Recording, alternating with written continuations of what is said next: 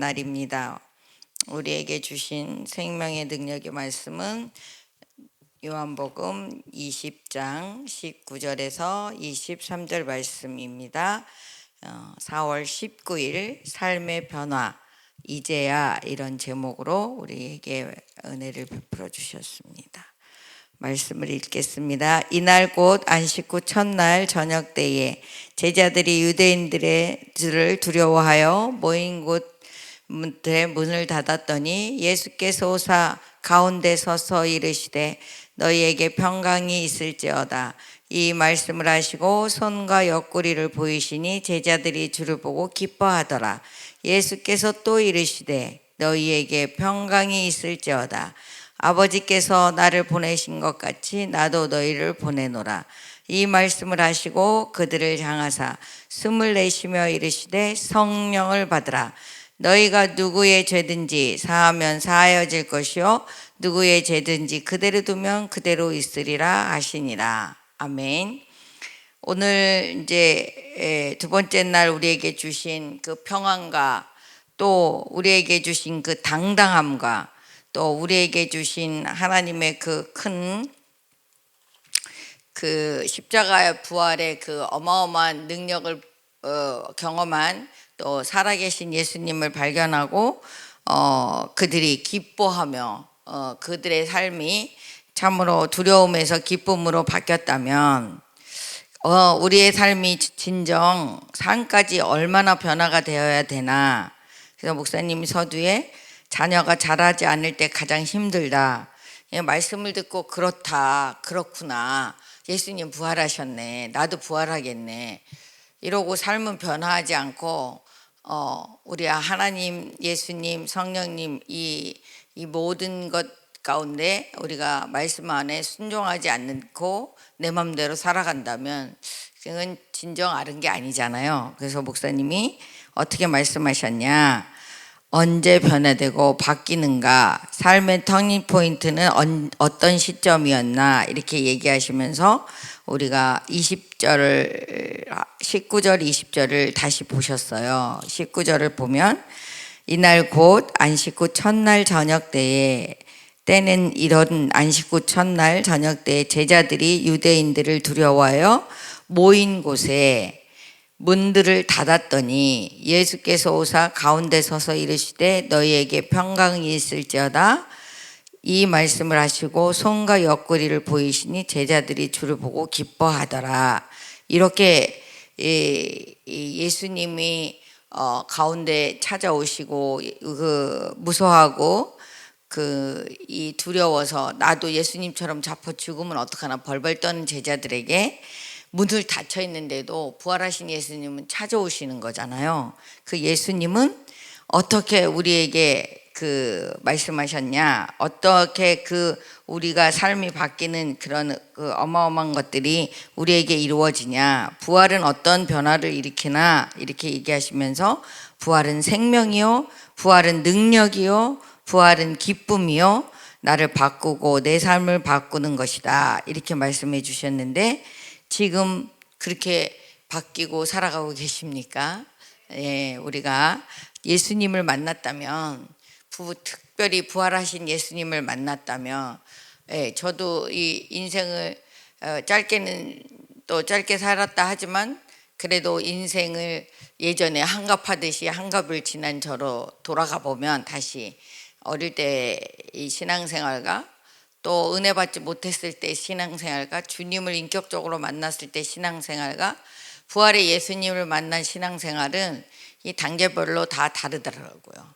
그냥 모르고 어린아이 때는 엄마가 하라는 대로 교회 가는 게 당연한 건 줄 알고 교회 다니고 또 청년의 때에는 예수님을 믿는 것 같지만 그저 성전에 예배하다가 다시 세상으로 돌아가면 세상과 짝해서 세상에 있는 것들을 쫓고 그 세상의 방법대로 막 살아가는 거예요.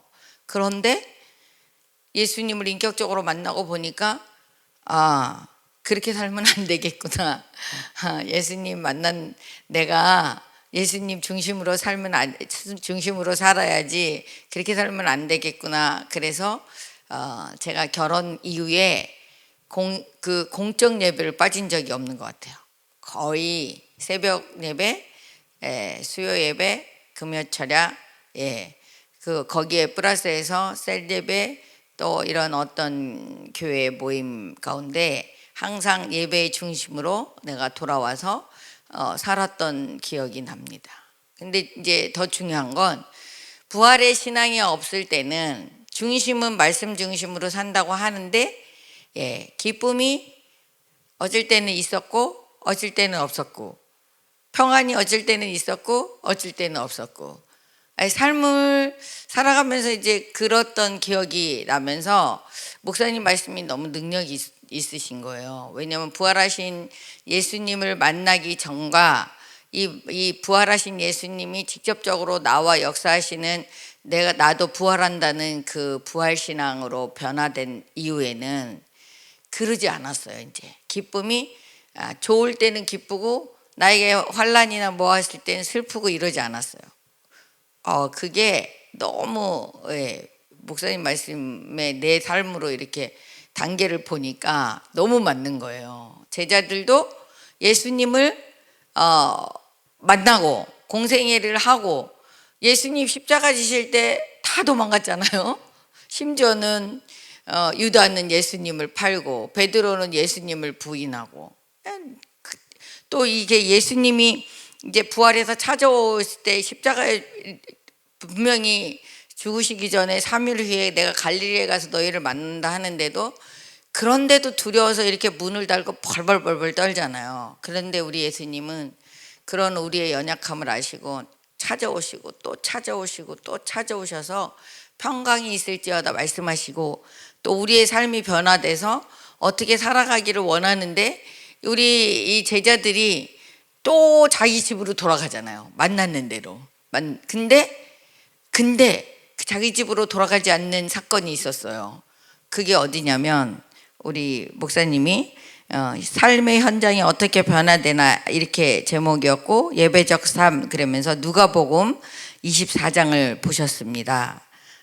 정말 이 말씀이 너무 은혜가 됐습니다. 여러분, 누가복음 24장에 보면 이 장면은 예수님이 40일 동안 이제 제자들과 이렇게 공생에 부활하셔서 또 다시 말씀을 가르쳐 주시고 또 같이 사역을 하시다가 이 장면은 어떤 장면이냐, 승천하시는 장면입니다. 24장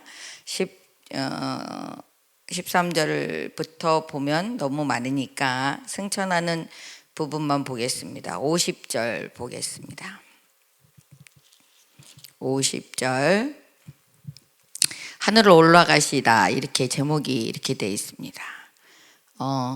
47절부터 볼까요? 45절부터 보겠습니다. 이에 그들의 마음을 열어 성경을 깨닫게 하시고 또 이르시되, 이같이 그리스도가 고난을 받고 3일 뒤에 죽은 자 가운데서 살아날 것과 또 그의 이름으로 죄사함을 받게 하는 회개가 예루살렘에서 시작하여 모든 족속에게 전파될 것이 기록되었으니 너희는 이 모든 일의 증인이라. 볼지어다 내가 아버지께서 약속하신 것을 너희에게 보내리니 너희는 위로부터 능력으로 입혀질 때까지 이 성에 머물라 하시니라. 이것이 이제 우리가 50일 오순절 성령의 충만함을 입으라는 얘기겠죠. 그 다음에 50절을 보면 예수께서 그들을 데리고 베다니 앞까지 나가서 손을 들어 그들에게 축복하시더니, 축복하실 때 그들을 떠나 하늘로 올려지시니 그들이 그에게 경배하고 큰 기쁨으로 예루살렘에 돌아가 늘 성전에서 하나님을 찬송하니라. 예수님이 이제 하늘로 올라가시는 승천하실 때까지 우리를 너무 사랑하셔서 그 올라가시는 베다니 앞까지 가서 축복을 또 해주시고 복 받으라고, 또 이 땅에 살면서 하나님의 약속의 복이 다 너희들에게 이루어지도록 말씀 그대로 되어지는 그 역사 속에 너희들이 주인공이 되도록 또 축복해 주시고, 또 51절을 보니까 축복하실 때 그들이 떠나 하늘로 올라가시니, 그리고 예수님은 제자들이 보는 앞에서 하늘로 승천하셨잖아요. 그러면서 그거 보고 제자들이 또 집으로 돌아갔으면 너무 우리 예수님 가슴 아프셨을 텐데 그러지 않고 이번에는 제자들이 제대로 어떻게 갔냐. 그들이 그에게 경배하고, 그렇죠? 그 다시 부활하셔서 하늘로 올라가신 예수님께 정말 온 마음과 정성을 다해서 우리도 또한 예수님처럼 살겠습니다 하고 경배하고 큰 기쁨으로 예루살렘으로 돌아가. 기쁨도 큰 기쁨이 있다는 거예요. 여러분, 세상의 기쁨은 기뻐서 하하호호 해도 그때뿐이지만 예수님의 구원과 예수님의 부활의 그 능력, 영생을 얻은 우리는 항상 큰 기쁨이 유지됩니다. 어떤 상황에도 우리가 흔들리지 않습니다. 저도 그랬던 것 같아요. 환란이 예전과 동일한 방법으로 왔는데도 그 환란을 환란으로 여기지 않았던 저는 제가 보니까 신앙을 다 가지고 있는 것 같은데, 따지고 보면 제가 60년을 믿었는데 60년 동안에 그 신앙의 정도가 다 달랐던 것 같아요. 이렇게 예수님 만나지 못하고 그냥 신앙생활 엄마가 하라니까 하고, 또 청년회 때는 내 혈기가 남아서 예배는 드리는데 방법은 말씀의 방법이 아닌 세상의 방법, 세상에 보이는 게 단지 알고 살았던 그때 환란을 만나고, 그때 주님을 인격적으로 다시 만났을 때 나의 삶은 예배의 삶으로 변했지만 그 예배의 삶도 예배는 드리고 예배에서 얻는 은혜는 있었지만 다시 돌아가면 나의 생각이 더 많이 나를 주장했던 것 같아요. 근데 예배의 삶을 온전히 할 수 있었고 예배의 삶 속에서 그 은혜가 쌓이고 쌓여가지고 부활의 예수님, 나의 부활이 된 부활의 신앙으로 변화된 나는 이 큰 기쁨의 삶을 살아가는데 그 뭐 생각해서가 아니에요. 그냥 오늘 하루를 주신 하나님이 너무 감사한 거예요. 또 나에게 이렇게 부족한 자에게 또 주의 일을 맡겨주신 게 너무 감사한 거예요. 또 세상에 살면서 나름대로는 엄마로, 남편, 아내로, 또 성도들의 같은 성도됨의 그 교제 속에 나누는 것들이 너무 감사한 거예요. 주님 오늘 부른다 그래도 너무 감사한 거예요. 이 큰 기쁨이 있다는 거예요. 이게 부활하신 예수님, 부활의 신앙을 가진 자들의 삶이라는 거죠. 그러므로 그들은 어떻게 했냐? 늘 성전에 있었다는 거예요. 이게 너무 은혜되는 거예요. 그냥 성전에 있었다 이러면 제가 덜 은혜됐을 것 같아요. 왜냐? 제가 성전 가까이 살아서 어제도 성전에서 놀다 갔거든요. 꽃 만지고 또 손님 오신다 그래서 문 열어드리고 뭐 이렇게 늘 성전에 있는 게 이게 은혜인 것 같아요. 그래서 늘 성전에서 하나님을 찬송하니라. 하나님 찬송하는 게 뭐겠어요? 예배하는 거죠. 항상 세상 살면서도 참 아름다워라 하나님의 지으심을 찬송하지만 우리의 찬송이 예배적 삶으로 돌아가지 않으면, 그러면 우리의 예배 중에 말씀으로 축복받고 또 우리 목사님이 특별히 구별해서 주시는 선포된 말씀을 가지고 능력받고 또 그 삶으로 세상을 이겨내고 그 말씀으로 이겨내고, 이렇게 우리가 하나님을 찬송하는 게 늘 찬송할 수 있어요. 왜냐하면 어제 우리 집사님 한 분이 일주일 동안 수고하고 오셔서 성전에서 만나가지고 그 얘기했어요. 이게 하나님을 지금도 우리가 발견할 수 있다. 어떻게 발견하냐? 지금 여기 공기는 보이지 않지만 공기를 호흡하며 우리가 생명을 유지하고 있지 않나. 이것이 하나님이 주신 선물인데 이 선물을 우리가 날마다 하나님 주신 거 너무 감사해요. 이게 하나님을 찬송하는 거잖아요. 하나님을 인정하는 거잖아요. 그러니까 우리의 믿음의 사람이 큰 기쁨이 있어야 되고 늘 경배하는 삶이 있어야 되는데, 늘 성전에서 하나님을 찬송하면서 우리의 삶도, 우리의 각자 자리로 돌아가는 우리의 삶도 늘 하나님을 찬송하는, 하나님을 하나님으로 인정하는 이런 삶으로 우리가 살아가는 것이, 그게 부활의 그 은혜를 입은 자, 부활의 생명으로 그 능력을 아는 자, 부활하셔서 우리에게 직접 찾아오셔서 말씀해 주시고 평안이 있을지어다 하신 그 말씀으로 살아가는 자가 그 부활의 신앙을 가진 자잖아요. 그것 때문에 오늘도 우리 목사님이 큰 일을 필리핀에서 어제도 행하시고 오늘도 행하실 걸 확신합니다. 왜냐? 그 부활의 생명은 모든 자에게 큰 기쁨과 평안과 특별히 늘 성전에서 예배하는 삶으로 바꿔버리신다는 거죠. 제자들도 보면 그 직접 예수님을 만나고 죽은 자도 살리고 오병이어도 일으키고 이 물이 변해요 포도주가 되고 이 많은 일들을 봤는데도 불구하고 예수님 십자가를 지셨을 때는 다 도망갔다가 부활하신 예수님을 직접 만났는데도 집으로 갔다가 마지막까지 그 부활을 이해한 다음에 승천한 이후에는 변하지 않았다는 거예요. 제자들이 대부분은 다 순교하셨잖아요. 왜? 순교가 그들에게는 큰 기쁨의 하나였던 거예요. 실은 예수님의 부활을 전하지 않고는 못 견디는 거죠. 그래서 목사님이 사도 바울을 예를 들으셨어요. 사례가 이렇다. 사도 바울은 감옥에 갇혀도 어떤 상황에 있어도 그는 날마다 기뻐했다. 그래서 빌립보서 4장 앞절에도 봤는데 앞절도 잠깐 볼까요? 빌립보서 보고 참 예를 들어주셔서 너무 감사했습니다. 빌립보서 4장 1절에 목사님이 이렇게 말씀하셨습니다. 3절부터 보면 내가 너희를 생각할 때마다 나의 하나님께 감사하며 왜 감사했냐? 간구할 때마다 너희 무리를 위하여 기쁨으로 항상 간구함은 왜 이렇게 했냐?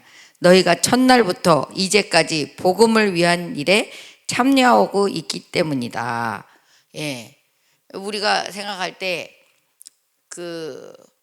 뭔가 사람들은 나한테 잘하고 또 나한테 뭔가 이롭게 하고 이러면 고마워 감사해 막 이렇게 얘기할 것 같지만 우리 믿음 안에서 우리 목사님 말씀은 그렇지 않다.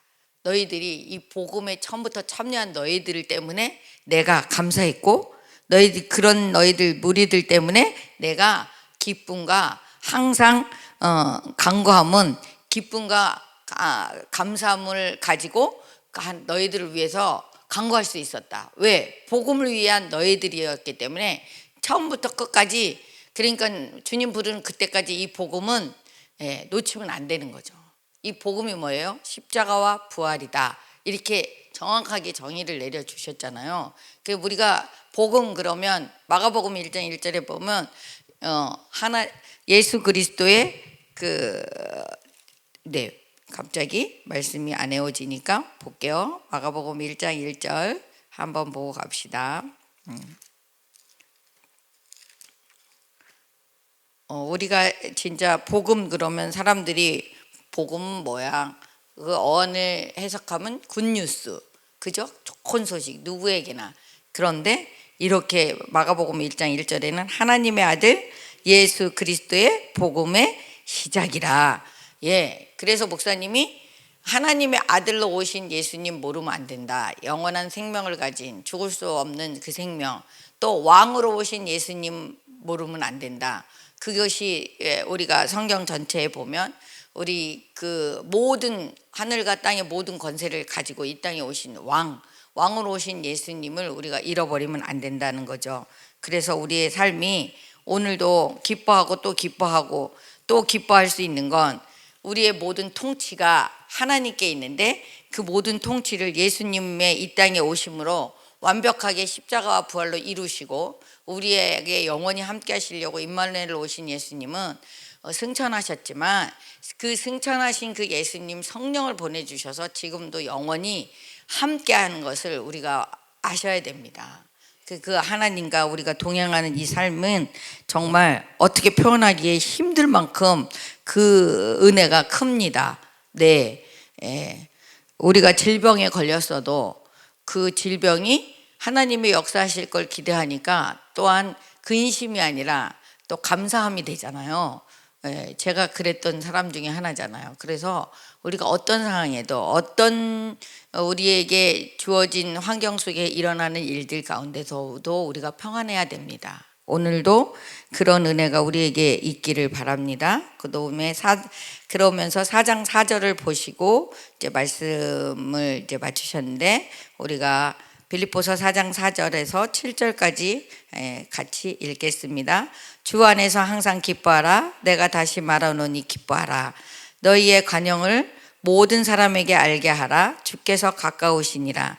아무것도 염려하지 말고 다만 모든 일에 기도와 간구로 너희 구할 것을 감사함으로 하나님께 아뢰라. 그리하면 모든 지각에 뛰어난 하나님의 평강이 그리스도 예수 안에서 너희 마음과 생각을 지키시리라. 아멘입니다. 네, 우리의 삶을 오늘 말씀을 다 듣고 한번 신앙생활을 저보다 오래 하신 분도 계시니까 점검해 보시면 내가 이때는 부활의 예수님, 내가 부활의 신앙으로 살아가지 않았었구나, 이런 것들을 점검할 수 있을 것 같아요. 그래서 우리 목사님 무슨 얘기 하시냐면, 부활을 알고 부활의 신앙을 가진 자는 환경의 지배를 받지 않는다, 상황의 지배를 받지 않는다. 우리가 어떤 주어진 것에 의해서 좌지우지하지 않는다. 오늘 이러니까 오늘 나 예배 못 드려. 오늘 나 이러니까 나 오늘은 아닌 것 같아.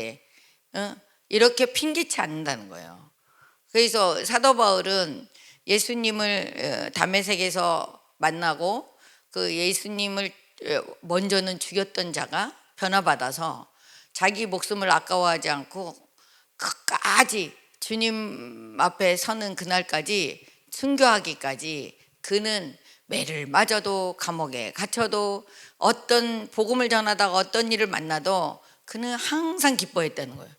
이게 너무 우리에게는 본이 되고 사례가 되는 그런 말씀을 우리 목사님이 해주셔서 우리는 사도 바울과 같이 못할지라도 그도 인간인데 그렇게 살았는데 우리도 그렇게 살도록 말씀 안에서 우리의 삶이 변화받아서 하나님 기뻐하시는 삶을 살아가기를 원합니다. 내가 늘 기뻐하는 늘 생각하면서 왜 이렇게 생각했던 말씀 하나를 보겠습니다. 요한일서 4장 18절 말씀입니다. 시작. 사랑 안에 두려움이 없고 온전한 사랑이 두려움을 내쫓나니 두려움에는 형벌이 있음이니라. 두려워하는 자는 사랑 안에서 온전히 이루지 못하였느니라. 왜 아멘입니다. 왜 이 말씀이 저에게는 맨 처음에는 퀘션이었냐? 왜 사랑 안에 온전히 거하지 못하는 그 자들이 이 형벌을 받아? 왜? 그런데 깨달았습니다. 우리가 하나님이 지금 여기 나와 영원히 함께 하시며 그 하나님의 능력을 모른다면 두려워할 수 있겠죠. 근데 하나님의 능력을 알기 때문에 그렇게 말씀하신 거예요. 사랑 안에, 하나님 사랑해서 이 땅에 예수 그리스도를 보내주셨고 그 예수님을 통해서 십자가와 부활로 다 이루시고 보여주셨는데 그 능력, 부활의 능력, 부활의 신앙으로 살아가지 않으면 두려움이 있잖아요. 그러니까 이 말이 너무 맞는 거예요. 그러니까 여기서 사랑 안에 두려움이 없고, 왜? 엄마 품에 있는 아기가, 깐난 아기가 엄마만 있으면 되지 엄마 안 보이니까 울잖아요. 하나님 안에 있는 우리가 두려움은 하나님을 모른다는 거잖아요. 실은 이 말을 그렇게 해석해 보면 이 형벌이라는 단어가 이렇게까지 이렇게 무서운 거야? 이렇게 생각했는데 이 말이 너무 맞는 말인 거예요. 그래서 제가 이 말씀을 한 번 듣고 은혜를 받았는데 아직도 기억하는 건 한 10년도 넘은 것 같은데, 제가 이렇게 퀘션을 가지고 있었던 부분이 있어서, 그러면서 사랑이 온전한 사랑이라는 거예요. 온전한 사랑이 두려움을 내쫓나니, 우리 하나님의 사랑은 온전한 사랑입니다. 완벽한 퍼펙트한 사랑입니다. 예수 그리스도를 이 땅에 내어주시기까지, 독생자 예수를 우리에게 보내주시기까지 온전한 사랑을 하셨다는 거예요. 죽기까지 사랑하셨다는 거예요. 그렇기 때문에 우리 안에는 두려움이 있으면 안 됩니다. 두려움은 형벌이 따른다고 여기 써 있잖아요. 그래서 우리가 오늘도 그 어마어마한 사랑을 받은 우리, 하나님의 온전한 퍼펙트한 사랑을 받은 그 우리 하나님의 사랑, 예수 그리스도의 그 사랑을 오늘도 이 마음속에 가지고 어떤 상황에도 기뻐하시고 또 하나님께 경배하시고 늘 하나님을 찬송하시고 또 하나님 성전에서 예배하는 여러분 되시기를 주님의 이름으로 축복합니다. 기도하겠습니다. 살아계신 하나님, 오늘도 나와 영원히 함께 하심으로 내가 두려움이 없습니다. 언제나 큰 기쁨과 평안과 하나님의 은혜로 오늘도 살아갈 수 있는 부활의 신앙을 허락하셔서 너무너무 감사합니다. 오늘도 이 부활의 생명의 복음을 전하고 계시는 우리 목사님과 함께 하시는 하나님을 우리가 기대합니다. 그곳을 변화시키되 저들도 부활의 신앙으로 부활의 생명으로 저들이 변화받아 필리핀을 바꾸는 하나님의 역사가 일어나도록 하나님 우리 목사님과 사모님에게 하나님의 기름을 기름 붓듯 하여 주시옵소서. 오늘도 주의 사랑으로 우리가 살아갑니다. 온전한 사랑으로 우리가 언제나 두려움이 없는 늘 평안함과 하나님의 기쁨으로 살아가는 우리에게 오늘도 우리 사랑하는 아버지 하나님이여 우리 유스처치에게 함께 하시고 저 다음 세대들에게도 이 부활의 엄청난 기쁨과 하나님의 능력을 알아가는 우리 토요일 되게 하시고 특별히 오늘은 우리 어르신들을 모시고 야유회를 갑니다. 하나님 그 가는 그 발걸음 동행하여 주시고 하나님께서 안전하게 우리 출차 중에 계신 우리 목사님이 걱정하지 아니하도록 하나님이 지켜주시고 인도하여 주시고 모든 것들이 다 아버지 대접하는 교회와 대접받는 우리 어르신들이 다 같이 기뻐하며 즐거워하며 행복한 시간을 보내고 돌아올 수 있도록 하나님 모든 것들을 주께서 인도하여 주시옵소서. 오늘도 살아계시고 영원히 살아계시는데 그 살아계신 하나님은 나와 영원히 함께 하시며 나의 모든 삶을 간섭하시고 과거 현재 미래를 완벽하게 우리의 모든 것 가운데 축복하여 주셔서 이 땅에 예수 그리스도를 독생자 예수 그리스도를 보내주신 온전한 사랑하시는 하나님만을 우리가 찬양하고 경배하게 하옵소서. 예수 거룩하신 이름으로 감사하며 기도드렸습니다. 아멘. 주기도문 하십니다. 하늘에